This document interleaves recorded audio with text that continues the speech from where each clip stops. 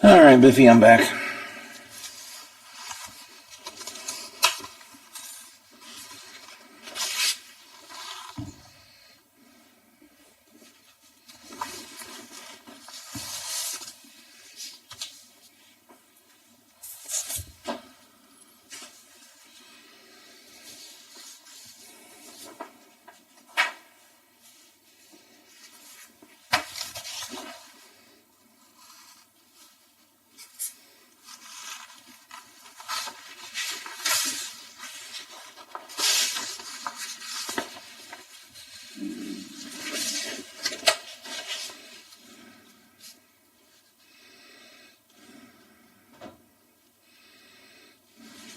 Onto them, just in case. But holding on to opioids puts your family at risk. Learn more at www.fda.gov/drug disposal.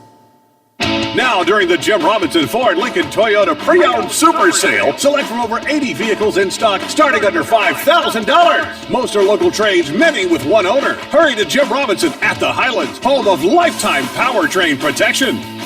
Now, during the Jim Robinson Ford Lincoln Toyota Pre-Owned Super Sale, select from over 80 vehicles in stock starting under $5,000. Most are local trades, many with one owner. Hurry to Jim Robinson at the Highlands, home of lifetime powertrain protection. For all of your IT needs, visit OmniPerforms.com. Omni Strategic Technologies, the only IT company that the watchdog trusts.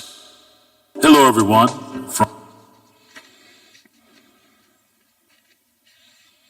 Okay, thank you. Appreciate it.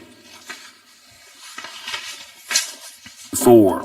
Overnight low of 41 under mostly cloudy skies, mostly cloudy conditions for your Friday as well, with temperatures in the low 50s. Have yourself a great day, everyone. From the Watchdog, I'm Darnell Foster. The views and opinions expressed on the following program are not necessarily those of this station or its sponsors.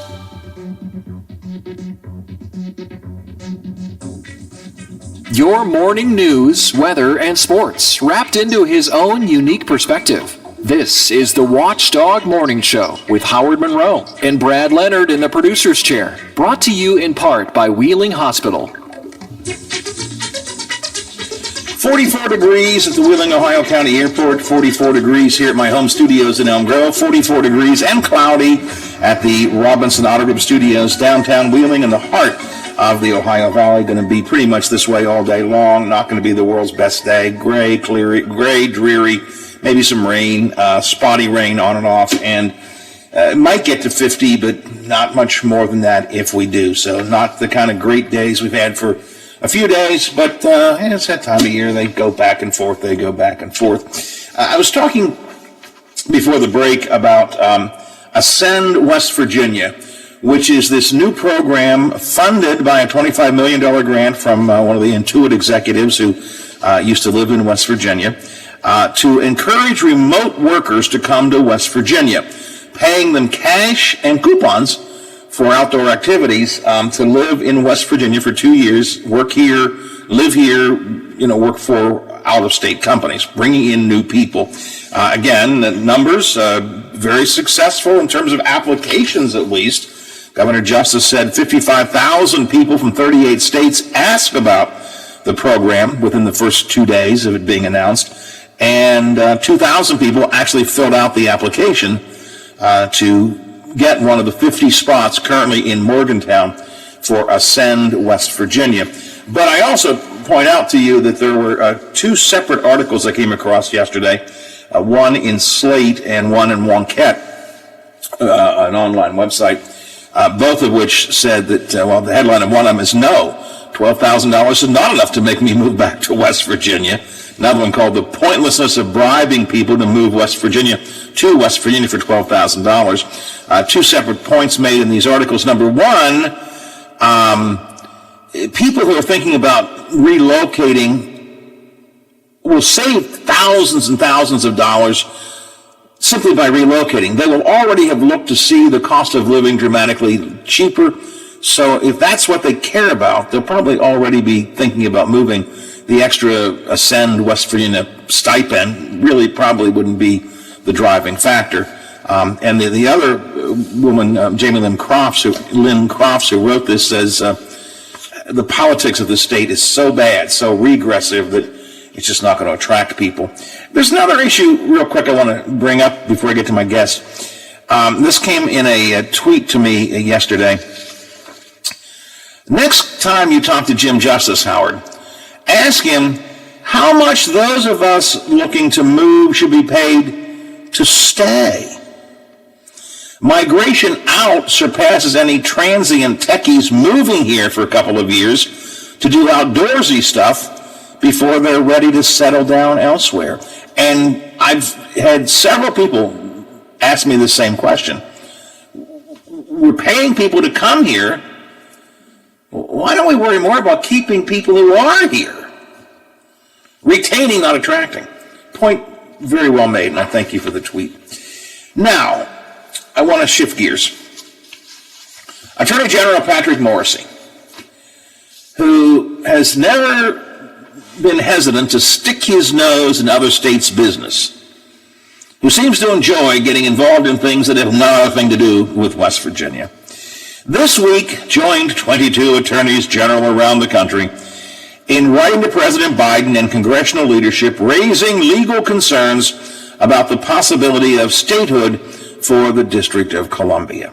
We know this is being talked about, and it's something that's been a sort of a progressive cause for a while. I'm not sure why it's a progressive cause, but it is that those in the District of Columbia who have non-voting members in Congress, but should be allowed to have voting members of our legislature, and should have the rights of citizenship.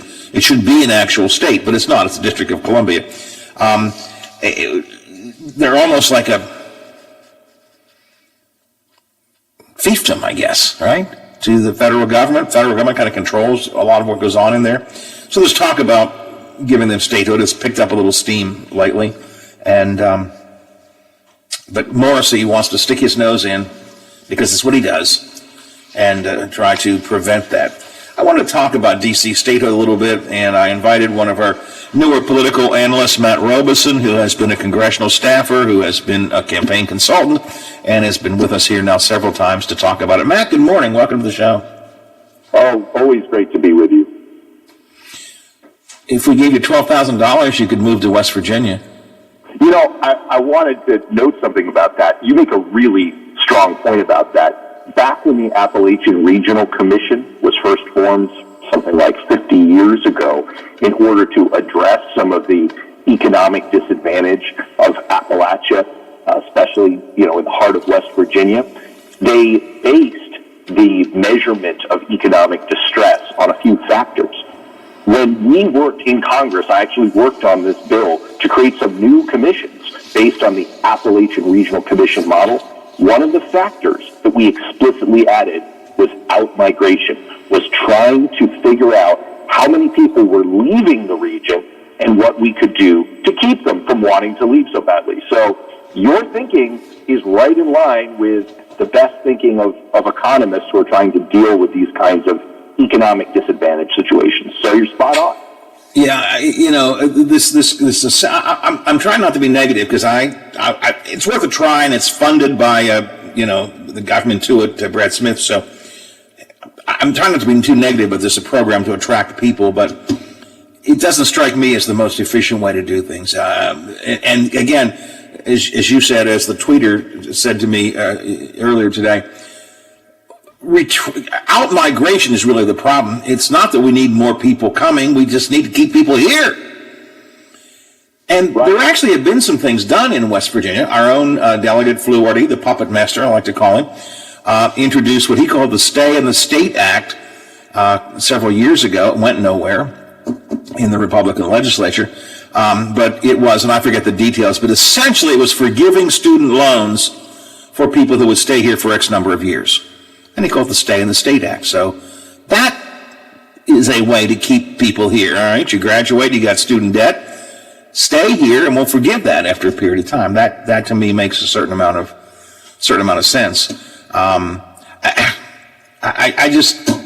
We just probably, and this is not what you and I need to get into, but probably if we didn't have such a backwards-looking legislature, and we're talking about things like preventing transgender athletes from competing and insisting that coal be maintained at its current level and not allowing alternative energies to flourish. And probably if we weren't quite so backwards-looking, there might be more people who would stay and maybe even more who would come. But it's a conversation, I guess. Yeah, and I don't want to off-track us, but I'll give you one other thought, which is everything you were saying really parallels the debate we're seeing in Washington, which is all around the infrastructure bill and this basic question of what is infrastructure. And we've talked before about the fact that I have a podcast called the Great Ideas Podcast. And the episode that is dropping today on radio, next week on podcast, is all about answering that question. And our expert, a Republican, basically says, look, the way to think about this is don't focus on how to give people jobs today. If you want to give a bunch of people jobs, think New Deal. Hand everyone a shovel and pay them to start digging. What you need to be thinking about is how can you make the economy more productive? How can you make workers create more wealth in the future, in 5 years, in 10 years? If you're trying to stem the flow of out-migration from a state, that's exactly the kind of thinking you need to be applying. What's going to make it attractive to start a business here, to work here, to raise your kids here? It's a big challenge. It's a challenge in New Hampshire where we're on the air. It's a challenge in a lot of rural areas. But that's the core question. So anyway, I commend that episode to folks if they want to check it out. But you're definitely on to the big debate in economics and public policy right now. Well, let's just stick there for a second or two, because it is something we haven't talked about, neither you nor I, nor really much on this show. The real debate in D.C. right now is what is infrastructure. A lot of Republicans are trying to say, if it's not a road or a bridge, it's not infrastructure, and only a small percentage of the infrastructure bill money is designed for what we would call traditional infrastructure, those things literally under our feet. The Biden administration is saying, no, infrastructure is much more complex than that. A simple and easy to see example is broadband. It's not a road, it's not a bridge, but it's a key part of infrastructure, and other things as well. So that definition of infrastructure is really, it's really critical.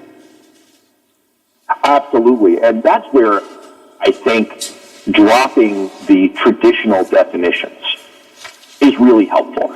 If you just think about it as what are the things where it's appropriate for government to make an investment, where it's going to make the economy more productive in the future, it's really helpful. Because this is an old debate. Back when the Tennessee Valley Authority was being formed, there was a lively debate in Congress. This is the New Deal era about whether electric infrastructure qualified as infrastructure. So this is not a new issue. But I think nowadays, if you ask most reasonable people, they would say, well, the way we connect to each other over the internet, that's pretty critical for how the economy works and what makes the economy productive. If you ask people, shouldn't we be protecting that infrastructure so that we can do banking, so we can protect it from terrorist attack or natural disaster, they would say that is critical infrastructure.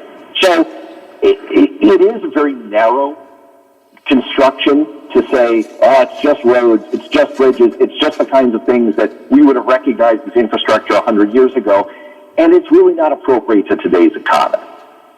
Just some numbers here, which I haven't had a chance to put before the audience, so I'll do it now since we're talking about it. An article I have from Politico.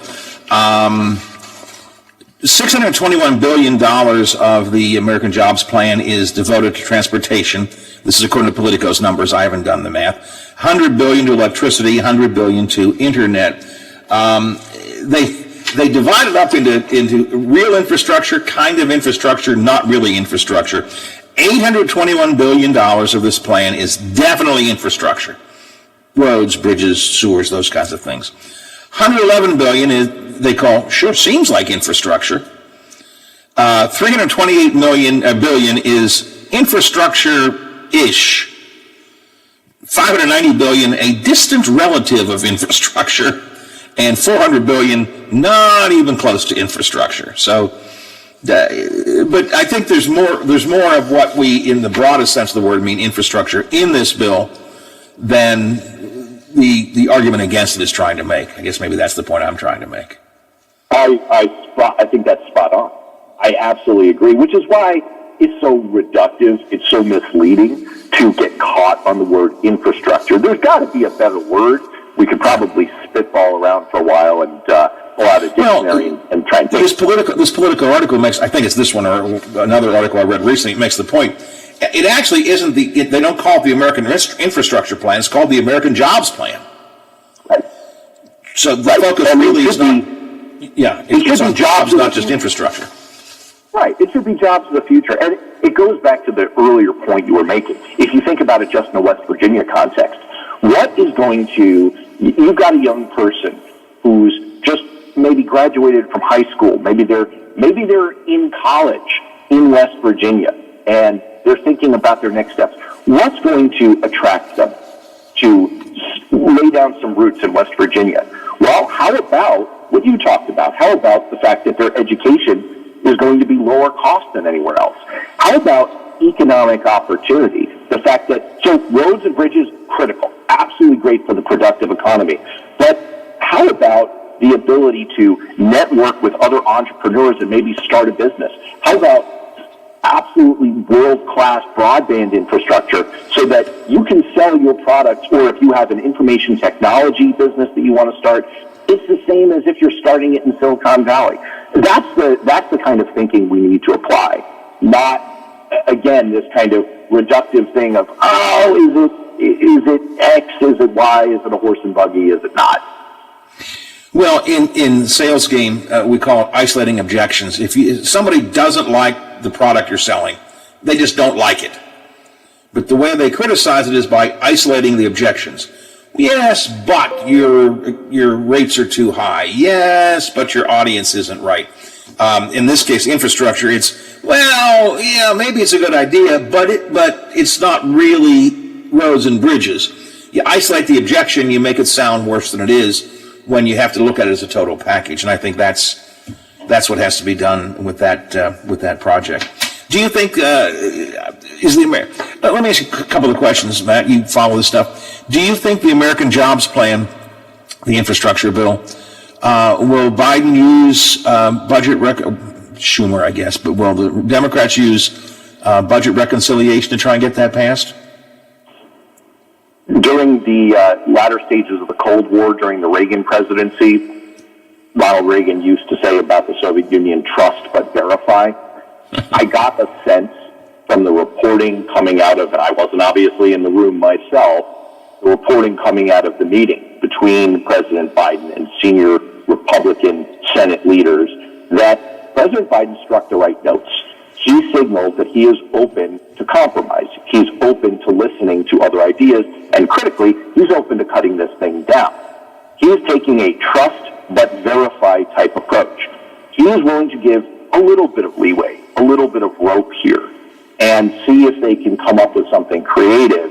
But ultimately, when push comes to shove, as we've talked about before, Mitch McConnell's political incentive is to oppose absolutely everything. It's the best practice politically. It's terrible for the country, but politically, we've seen this playbook before. We saw it in 2009.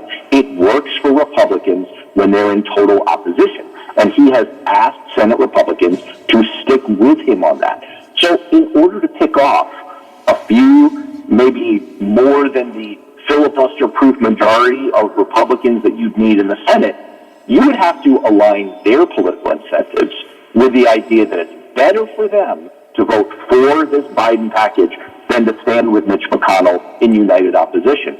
That is an awfully high hill to climb in today's political climate. So ultimately, the likelihood is, yes, Democrats will end up resorting to reconciliation. They will give it a little bit of a try first, probably. I read an interesting piece this week suggesting that Biden talks about compromise and, bipartisanship, if you will. And the article suggested that doesn't always have to mean with members of Congress or the Senate. it may mean with simply other people who have other ideas, including the general public. It's like, okay, here's my plan. Do you have a better plan? When we start talking about compromise or bipartisanship on Capitol Hill, right now we're so polarized it's hard to find any middle ground. But, is Biden willing to listen to other ideas? And are Republicans willing to listen to other ideas? Not the elected officials, but the general public. Can you get the public behind this? And I think the general public can get behind this American Jobs Plan, and therefore can encourage their elected representatives to support it. The question then becomes: are the elected representatives listening to their constituents or not? I want to draw a connection here between this topic and the topic you floated a few minutes ago about the West Virginia Attorney General joining this letter in opposition to D.C. statehood. Because what you're pointing to with the Biden administration saying this is bipartisan in the sense that a lot of Republican real people agree with us, it may just be that elected representatives in Washington do not. There is actually straight line connection between those two topics. For example, after the Sandy Hook massacre, there was bipartisan legislation requiring background checks for gun sales. Polls showed that it was supported by 86% of Americans and 54 U.S. senators. But it was blocked by 46 senators, and under our filibuster rules, that's enough, so that it was totally blocked. Those 46 senators who were against it represented just 38% of the country. That is ultimately what the Biden administration is saying, is the American people are with us on the infrastructure bill. If you look at each of the components of it and you look at the current polling, the polling is between 70 and 80% support. There's an awful lot of Republicans who are for these things. The only thing that drives opposition to the bill is if you ask the question, including the word Biden. If you say it's the Biden plan, then it's polarizing, it pulls people back to their partisan tribes. But that's ultimately what this whole D.C. statehood fight is about. It's about the fact that if D.C. were a state, it would get 2 U.S. senators. They would almost certainly be Democrats. By the way, they'd almost certainly be people of color. And those 2 additional votes would be additional padding bulwark against the filibuster. And you might have a Senate that better reflects what actual human beings, what actual American voters want, not this cabal of senators in Washington. I don't understand. I mean, I do understand. I shouldn't say it that way, but it boggles my mind that there is an argument against D.C. statehood. I mean, they are people in our country who have non-voting representation already. I mean, why should that group of people be denied? And by the way, I want to point out D.C. statehood, as being talked about, exempts the actual capital part of District of Columbia. You know, the mall and the White House and so on is not considered in that. But why should those people be disenfranchised? I don't understand what the argument is, or why the argument is being made. There are 11,000 Americans currently serving overseas who live in D.C. And they are not only subject to taxation without representation, we fought a little war about that, but they're also protecting our country. They're serving in our military, and they don't have representation in Congress. The current member of Congress, the D.C. delegate, Eleanor Holmes Norton, who is a very sharp, very able legislator, does not have voting power in Congress. She is a member of Congress the same way that Captain Crunch is a military officer, sort of in name only. So you're asking, what is the argument against it? And I gotta say, in reading the letter from the West Virginia Attorney General, it reminded me of the movie My Cousin Vinny. Do you remember My Cousin Vinny? I love that movie. Love that movie. So you remember what Joe Pesci says when he falls asleep and wakes up and he has to make his opening statement and the prosecutor has gone first? He stands up and he says something you can't say on the radio. He just turns to the jury and says, everything that guy just said is BS. And you really get that feeling. It's a little bit more subtle than that when it comes to the Attorney General's letter. It reminds me a little bit of the game Two Truths and a Lie. It's an icebreaker. It's a social icebreaker. You say three things about yourself, but one of them is not true. In this case, there are two lies, and there's a truth in the letter. The lies are the substantive argument against it and the constitutional argument against it. They're both pretty batty, to tell you the truth. The substantive argument really makes no sense. The Attorney General claims that if you made D.C. a state, it would be a super state. It would have some kinds of superpowers. Well, that's bogus, right?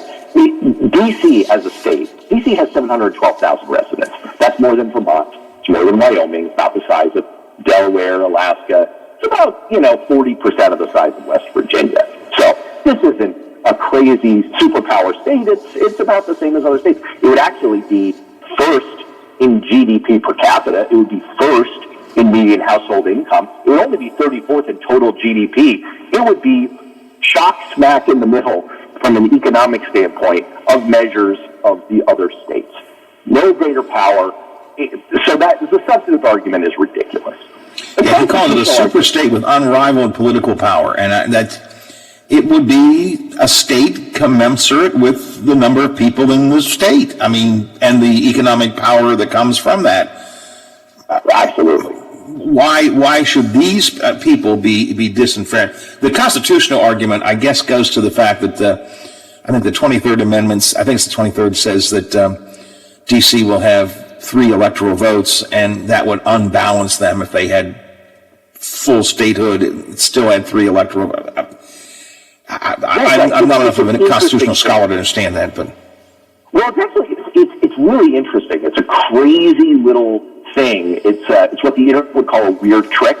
It's a weird trick in our Constitution. So you're right. What the 23rd Amendment does is it gives 3 electoral votes to the District of Columbia. Now, if you made D.C. a state, what the bill to do that does, you mentioned this a moment ago, is it sections off a little tiny bit of the current District of Columbia, the Capitol, the White House, the Supreme Court, into a little federal district.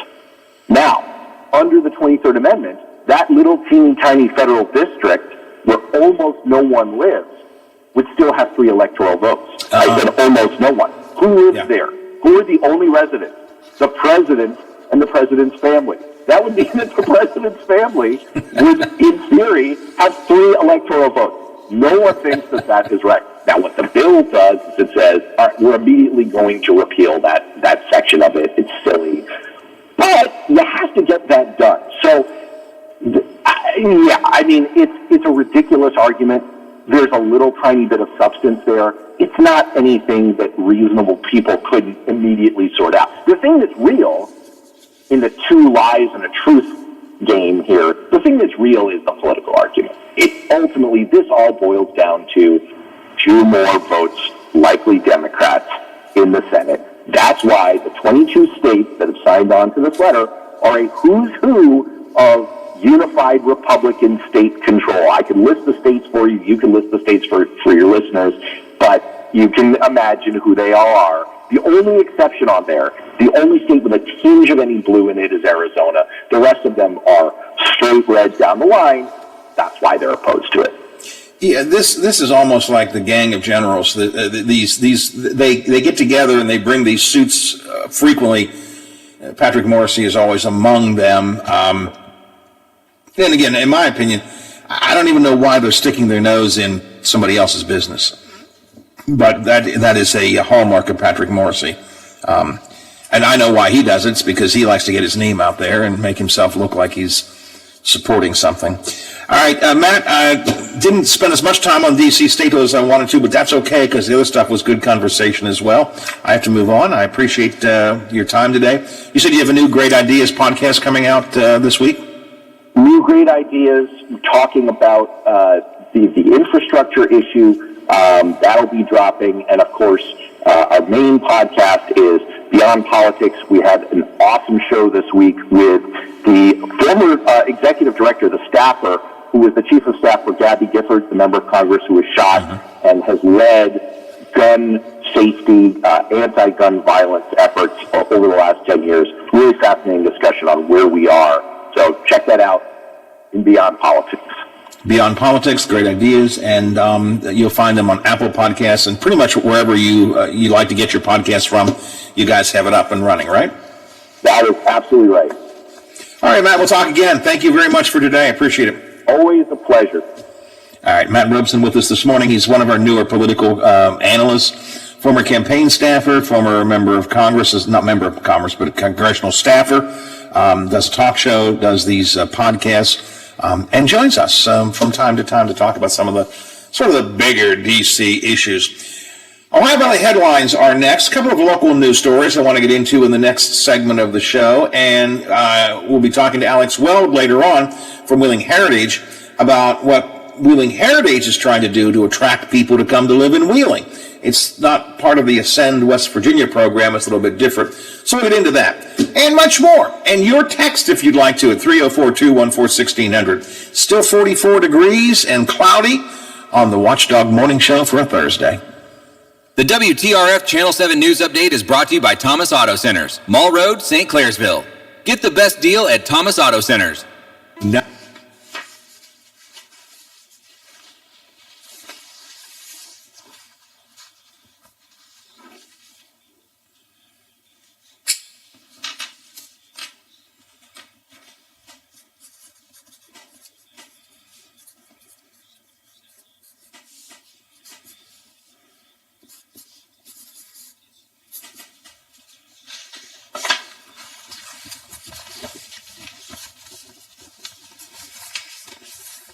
I'll take a break here after we get back, Biffy, so you don't have to run everything all at one time.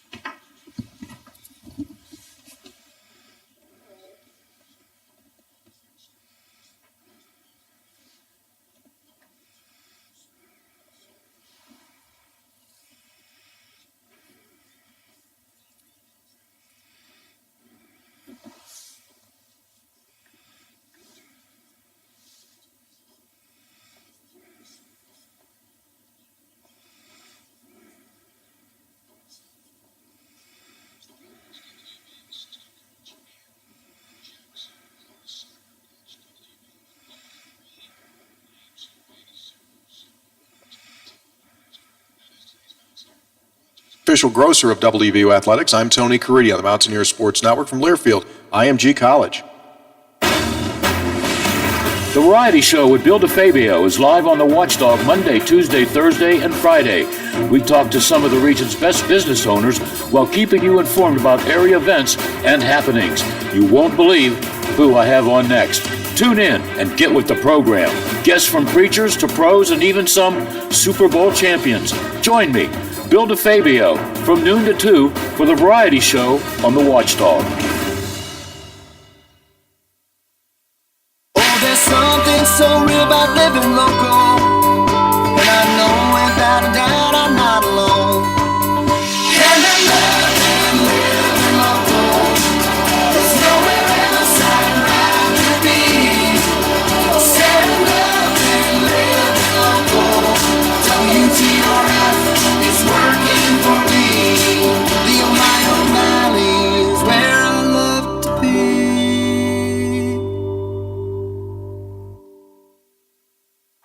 Hey, I'm going to the kitchen. Can I grab you a Coors Light? Yeah, that sounds good.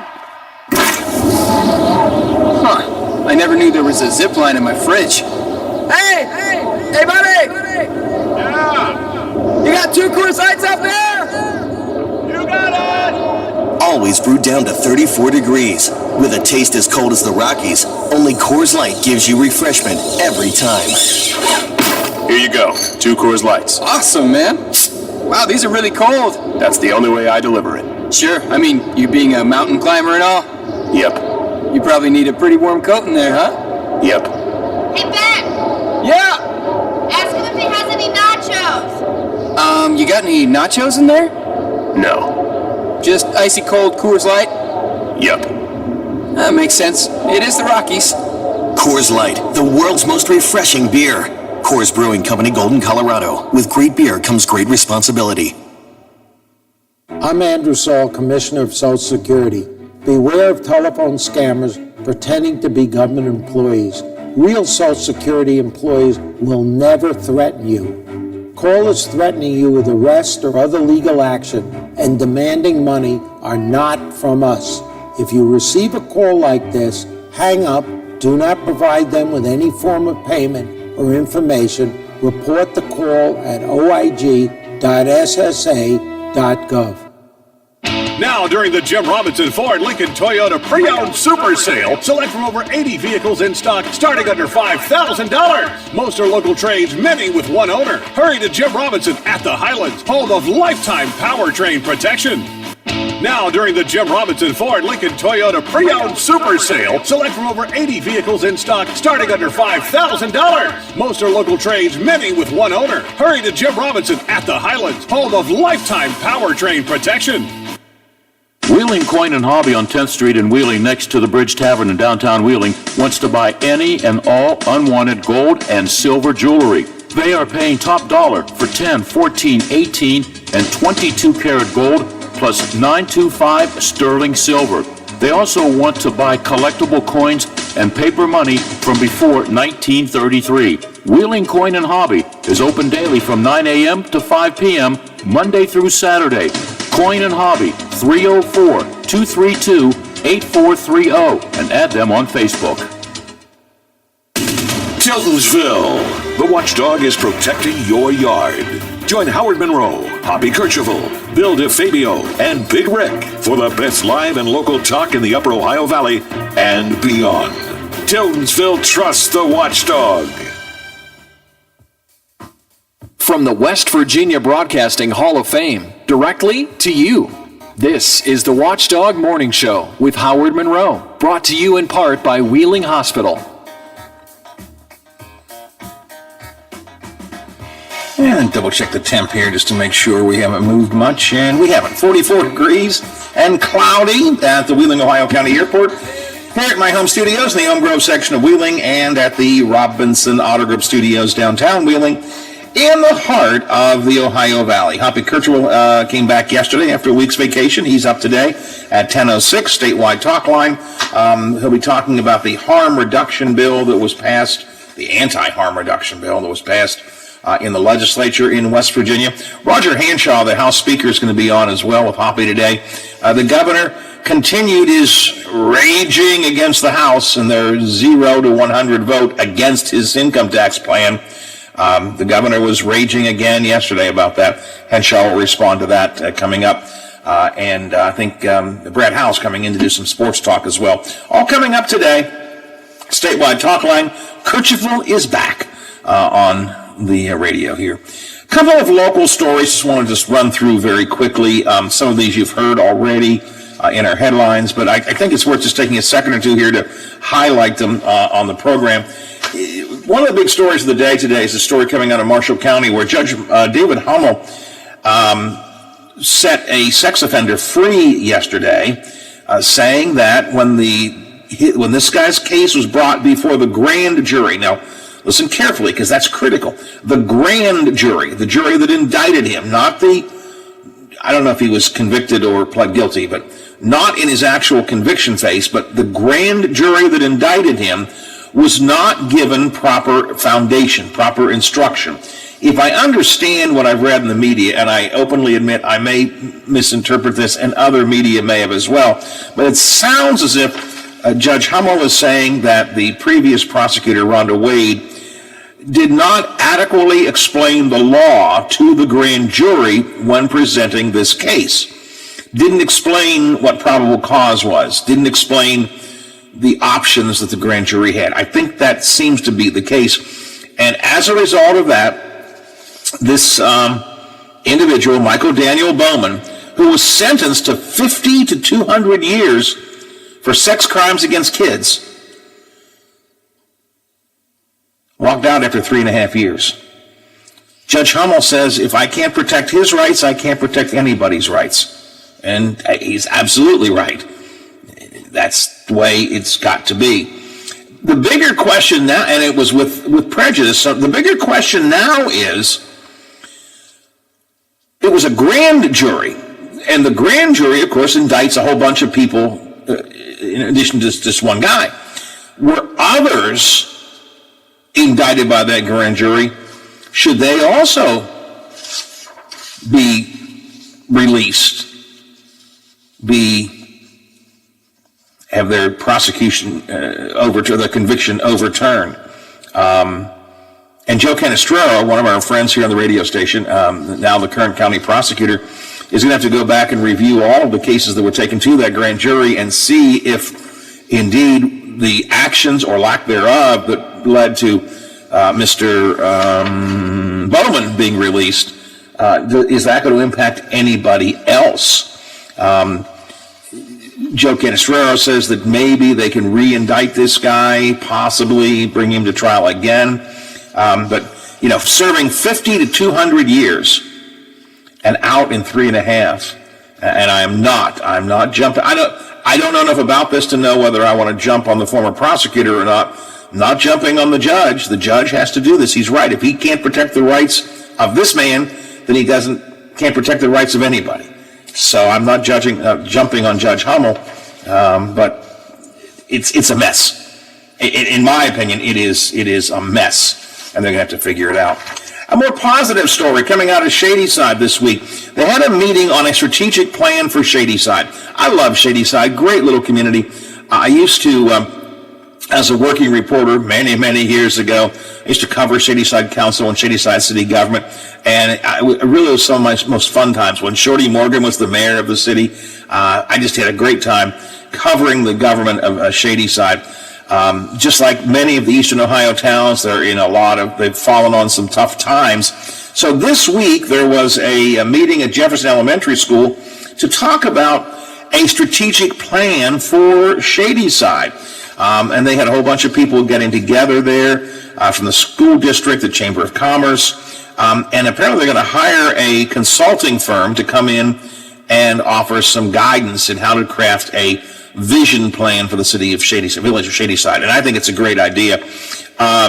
The superintendent of schools there said, and this is a guy who's thinking. I don't know John Aswell at all, but based on these comments, he's thinking right. He said the idea began after the cracker plant announcement was delayed yet again. Quote, You know, we've all been waiting for the Cracker Plan. And the fact that it's been put on hold, and the fact that we can't just wait the rest of our lives to make this a better community. Somebody's saying out loud, well, we've said here on this show before, Biffy, I don't think that Cracker Plan's coming. And we've been waiting how long? It's been 10 years? Over 5? Oh, yeah. Maybe 10. Maybe 10. If not 10, it's pretty darn close to 10. So, you know, at some point you got to go, hey, we just can't keep sitting around going, hopefully someday the Cracker Plant's coming. You can't do that. So I'm really pleased to see this idea of a vision plan for Shadyside. Bel Air is doing the same thing. Remember, we talked with the Belmont County CIC about that recently. They're doing a visioning plan as well, so that's good news. I thought the Bluefield State story was kind of dying down in the city of Wheeling, but yesterday the West Liberty University Board of Governors sent out a press release that they are standing behind President Evans at West Liberty. He was among the 3 presidents of higher education that criticized the city of Wheeling for working with Bluefield State in discussing a memorandum of understanding for Bluefield State to have part of the OVMC building for classes. And my friend, and he's a friend of mine, Rich Lucas, is the chairman of the Board of Governors, issued a statement yesterday basically simply saying they stand behind President Evans in his statements and actions during the past weeks in response to the city's MOU signed with Bluefield State College. President Evans is acting in a manner that is prudent and in the best interest of West Liberty University, its students and constituents. And it may be they felt a need to support Evans. I get that. But I also would suggest to you that it just resurrects the story again. I think I might have wanted just to leave it lie at this stage of the game and let it work itself out. And finally, the Ohio County schools have released results of a survey they took to, and the survey suggests the academic year, the calendar should start later than it does. The survey heavily favored a later return to school for the upcoming academic school year, maybe late into August or even early September. So, and I'm in support of that as well. So those are a few of the local stories I felt a need to just to kind of highlight for you here on the Watchdog Morning Show. 6 before the hour. We have a break to get in here, Biffy? Yep, real quick one. Let's do it! Hello, it's John Kozik, founder.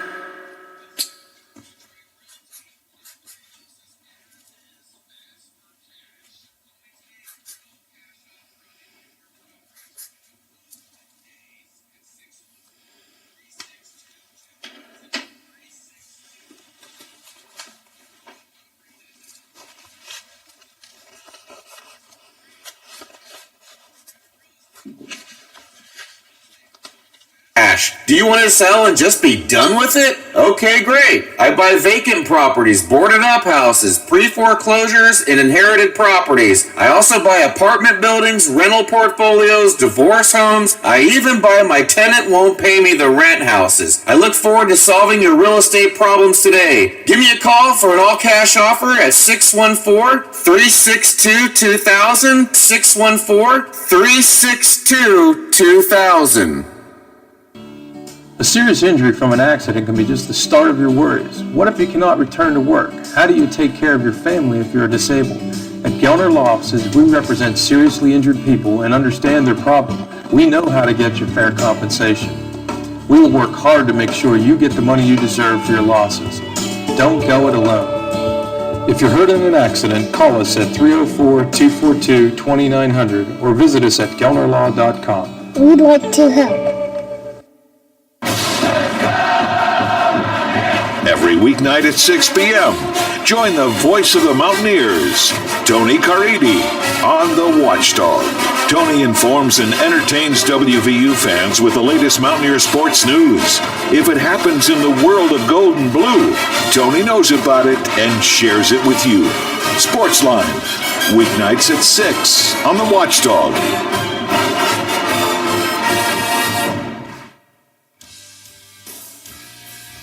Watch out! He could climb on his soapbox at any time. The Watchdog Morning Show with Howard Monroe continues. DUI checkpoint coming up on Friday, April the 30th from 6 till midnight in Triadelphia. It's being conducted by the West Virginia State Police. Sobriety checkpoint in Ohio County, National Road, Route 40, near the Philadelphia Volunteer Fire Department, Friday, April 30th, 6 to midnight. And as always, there will be alternative routes. If you don't want to go through the checkpoint, they'll sort of navigate you around some back roads and so on. And I'm bringing this up because the state police, number one, they sent it to us. And they said, please get this information out. And every time we do that, somebody says, why do you do that? You shouldn't be telling people about DUI checkpoints. They'll just avoid them. And the idea should be to catch drunk drivers. Two things. First of all, the real idea is to prevent it, all right, to prevent people from drinking and driving. So alerting them to a sobriety checkpoint maybe will keep some people from not doing that. Secondly, they are required. It is a legal requirement. You can't have a DUI checkpoint. And the reason is DUI checkpoints really, they skirt the Constitution. You really can't just stop everybody and take a check to see if they're drunk. So you have to give them, the Supreme Court has said, you've got to give them alternatives. They've got to have a way to get around it, and you got to give them fair warning that it's coming.